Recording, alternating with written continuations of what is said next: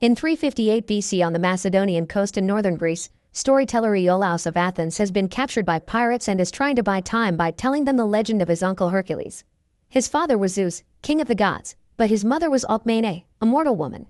Zeus' queen, Hera, saw the bastard these two had together as an insult and tried to kill him, but Hercules took after his father and was almost unbeatable.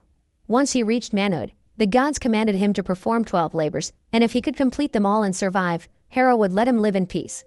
He fought powerful monsters like the Hydra, the Erymanthean boar, and the Nemean lion, whose hide was so tough no weapon could penetrate it, so Hercules beat it with his bare hands. The pirates aren't impressed by Iolaus' story, not believing a word of what he says. But at that moment, Hercules arrives to rescue him, wearing a lion's hide on his head. The pirates aren't scared because there are 40 of them, but numbers are pointless. Hercules can fight with multiple men at the same time, and besides, he isn't alone, his team has come with him.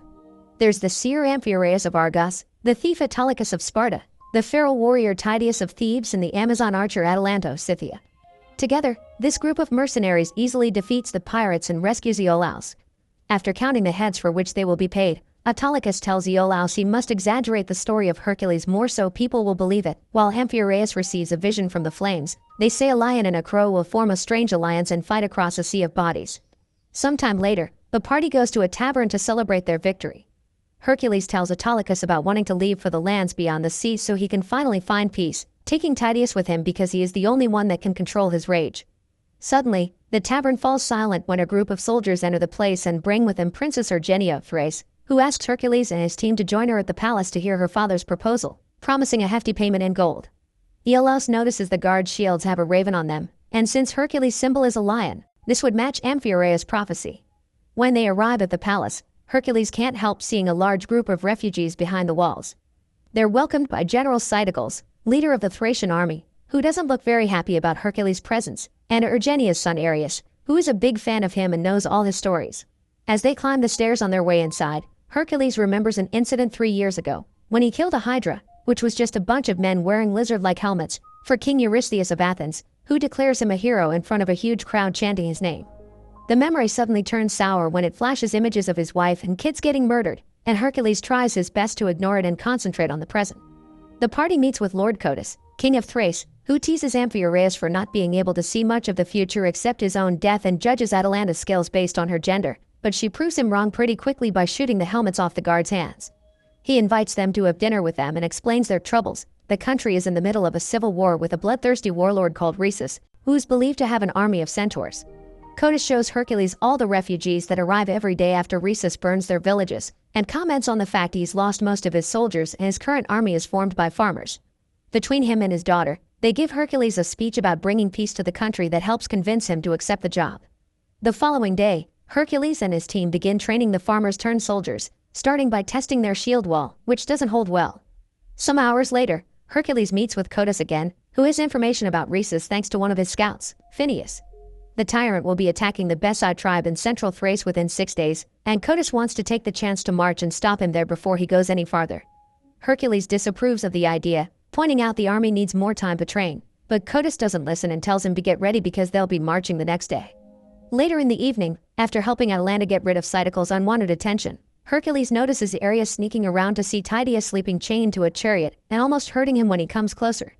Hercules takes the kid out of there and explains that Tydeus was born in war and when he found him, he was more animal than human.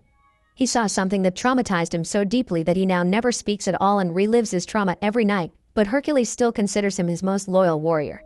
Afterward, he takes the Areus back to Ergenia, who is working at the hospice. After they lost so many physicians, she taught herself the art of healing to be able to help in some way. Before leaving, Hercules gifts Areus the Nemean lion's tooth, implying it should have been a gift for his own children. The next day, the army gets ready to march, and Hercules finds Iolaus hidden among the soldiers, intending to fight too. He reminds him he's a storyteller and not a warrior before sending him to the chariot with Codus, and together, they all leave for Besai. When they make it to the village, however, they discover it is too late. Rhesus had already been there and destroyed it all, and the sea of bodies matches Amphiaraus' vision. Something is strange though. While some of the bodies have been clearly rotting for days, there are others on the ground that are still fresh. These bodies are the ones that suddenly wake up and attack them because this has been a trap all along. Thinking the Besai tribe is under the control of Rhesus, Hercules calls for a shield wall to form around Codus while he and his team fight. The tribe leader wants to challenge him directly, So to create an illusion Iolaus can take advantage of with his storytelling, Hercules smoothly breaks the tip of one of Atalanta's arrows, and when the tribe leader comes closer, he stabs him on the forehead with it, making it seem as if he had killed him with just a punch. The army finds this incredibly inspiring and makes them believe the gods are on their side. The real battle begins then. Hercules' team kills as many tribesmen as possible, but there are too many of them and they soon breach the shield wall. They come up with a simple plan. Hercules and Amphiaraus retrieve their chariots and start driving them in circles around the shield wall, pushing and killing the tribesmen out of the way. The remaining soldiers use this chance to charge, but the tribesmen recognize a defeat when they see it and run away. Rhesus is nowhere in sight, although a strangely shaped figure can be seen watching from afar. Hercules tells Codus that losing half his army is as much his fault as it is Rhesus because he did warn him about the farmers not being ready to ride yet, and Codus accepts giving him more time to spend training. Meanwhile, General Cytocles wants to kill Phineus for having guided them into a trap, but Autolycus stops him and announces he'll be in charge of scouts from now on, although he does threaten Phineus and warns him not to make another mistake. Moments later, Princess Ergenia arrives with the healers, and she's taken to Hercules' private tent so nobody can see he's bleeding like a mere mortal from an injury he got during battle.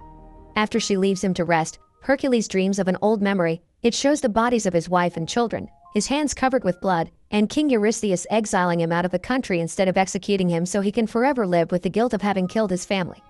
He wakes up from this nightmare when he hears some children giggling, and when he enters the forest to investigate, he finds his dead family among the bodies of the tribesmen. Eating them is a three-headed dog, Cerberus, and Hercules gets ready to fight it, but Tydeus appears behind him and brings him back to reality, making him realize he's been imagining things. In the morning, Amphiaraus immediately knows what's happened to him because it's not the first time, and he advises Hercules he needs to finish this final labor and confront the beast to find peace. But Hercules thinks he's just going mad. While the two men are busy talking by themselves, Princess Ergenia approaches the rest of the team to get the truth behind the rumors. They explain to her that nobody knows the truth. They found Hercules one day alone with the bodies of his family surrounding him, but he remembers nothing. In each of his adventures, he would find one of the members of his team and show compassion for them, earning their loyalty.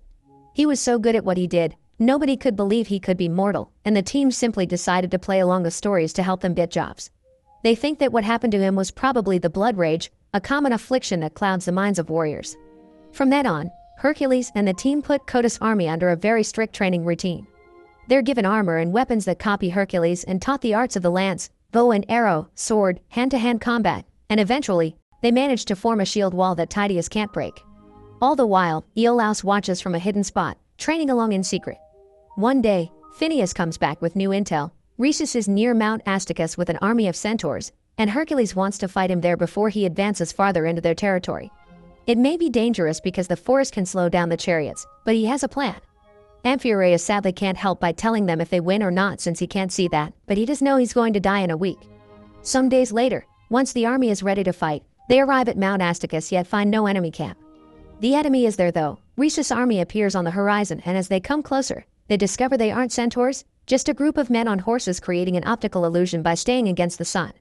Rhesus comes to talk to Codus with Phineus by his side, who has actually been working for the enemy all along. Codus is asked to surrender but he refuses, and both sides get ready to engage in battle. Codus' army puts up the shield wall and releases the flanks, but the first ones to attack are actually Atalanta and her archers, who suddenly appear on chariots from the forest, ambushing the enemy when they almost reach their side. When arrows on fire are shot, Amphiaraus opens his arms, ready to accept his fate, but somehow not a single one manages to hit him. The battle is long and arduous. Rhesus' army may be bigger, but Hercules' soldiers have a better formation, and soon they are overpowering the enemy. Rhesus' soldiers begin running away but he decides to stay and challenge Hercules directly, which proves to be a bad idea. Hercules easily grabs his horse and throws both of them to the floor with one swift movement. Sometime later, when they return to the palace with Rhesus in chains, Codus begins humiliating him in front of his people, but Hercules takes pity on him and helps him keep going. As they walk together, Rhesus tries to explain to him that Codus is actually a tyrant and it wasn't his men who burned all those villages, it was Codus. During the celebratory banquet, Rhesus is chained to 2 columns to be displayed as a trophy, and Princess Ergenia tries to bring him water, but Codus won't allow it. Then it's time for his coronation, because now that Thrace isn't divided anymore, Codus is the king of it all. When Princess Ergenia leaves the room after Rhesus calls out Codus again, Hercules gets suspicious and follows her, demanding her to share what she knows. She admits Rhesus is saying the truth. It was Codus who started this war after he poisoned her husband, the actual king, to take his place. However, she didn't play along because she approves of her father's actions. She did it because Codus threatened to kill her child if she tried to rebel. Urgenia tries to convince Hercules to take Ares with him when they leave, but Hercules refuses right before they're found by General Cycles, who tells him Codus is looking for him. Hercules goes to confront Codus, calling him out for betraying him, but Codus finds it laughable that mercenaries that will do anything for gold have suddenly grown a conscience. He admits wanting to have his own empire and invites Hercules to lead his army, but since he turns the offer down, he pays him and his team what they agreed on before kicking them out. When they reach their chariots, Hercules gives his money to Autolycus because he wants to stay and save Thrace. He doesn't expect the team to stay with him and allows them all to leave with their reward and have a good life, but Atalanta reminds him they don't follow him because they feel they owe him anything. They follow him because they are a family. The whole team decides to stay and fight except for Autolycus, who leaves with all the gold after calling them crazy. The party easily sneaks back into the palace, but General Cycles is waiting for them and surrounds them with his soldiers. After making them drop their weapons, he also tells Codus that he's heard Urgenia conspiring with Hercules to take Ares away from him. Codus takes the kid from Urgenia as she is captured by the soldiers, and Ares tries to go to Hercules for help, secretly giving him back the lion's tooth before Codus drags him back by the hair. Hercules is knocked unconscious while trying to save the child, and he wakes a few hours later, chained to a wall and seeing Cerberus in front of him.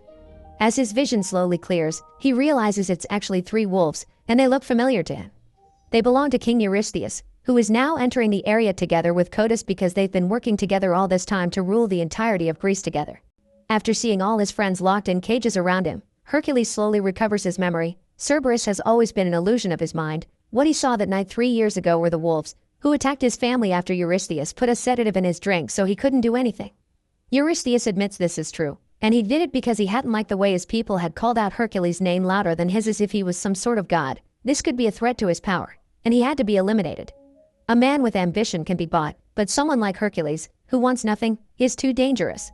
Codus makes his soldiers take Urgenia out of her cage to be executed, and Hercules feels useless for only being able to watch. However, when Amphiaraus reminds him they all believe in him and he should believe in himself too, Hercules remembers who he is and summons all his strength to rip off the chains from the wall and go save Urgenia.